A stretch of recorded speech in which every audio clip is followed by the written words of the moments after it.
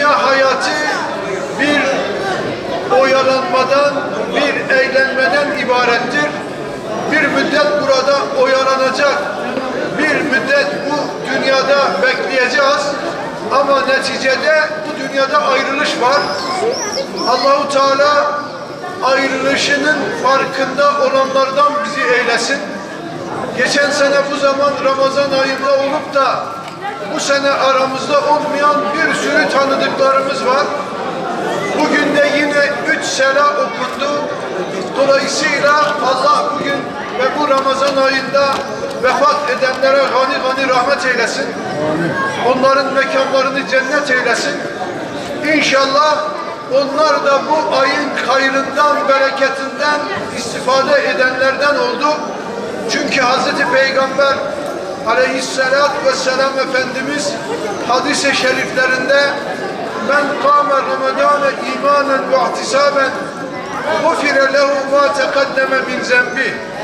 Kim Ramazan ayının hayrına, bereketine iman eder, bu imanla, bu inançla bu günü, bu ayda gündüzü saim, gecesi kaim, gündüzünü oruçlu, gecesini de tesbihle, tehlille, kıraatle, zikirle, tefekkürle, ondan sonra günahlarını düşünüp ağlamakla bu günlerini, bu gecelerini ihya ederse inşallah Cenab-ı Hak o kulunun geçmiş günahlarını affeder.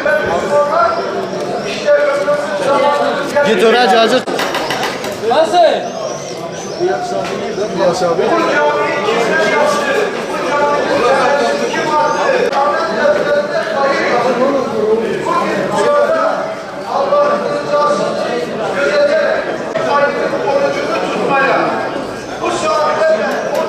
Abi sen gel abi sen gel.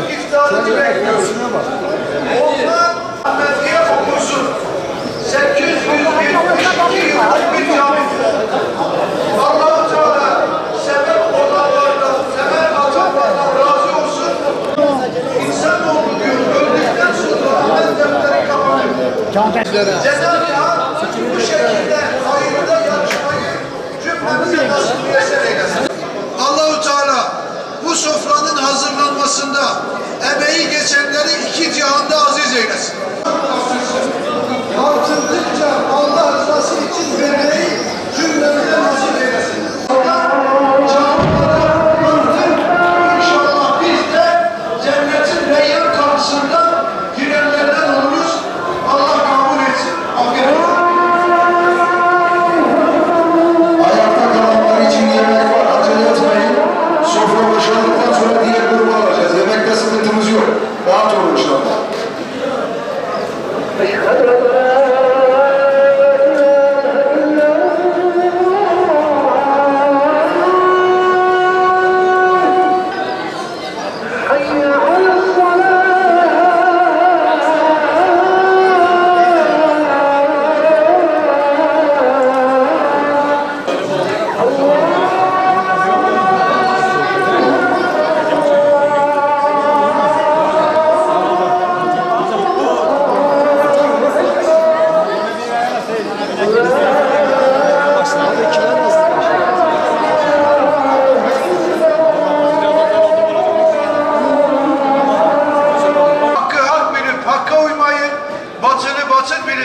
Batıldan sakınmayı bizlere nasip ve müyesser eyle.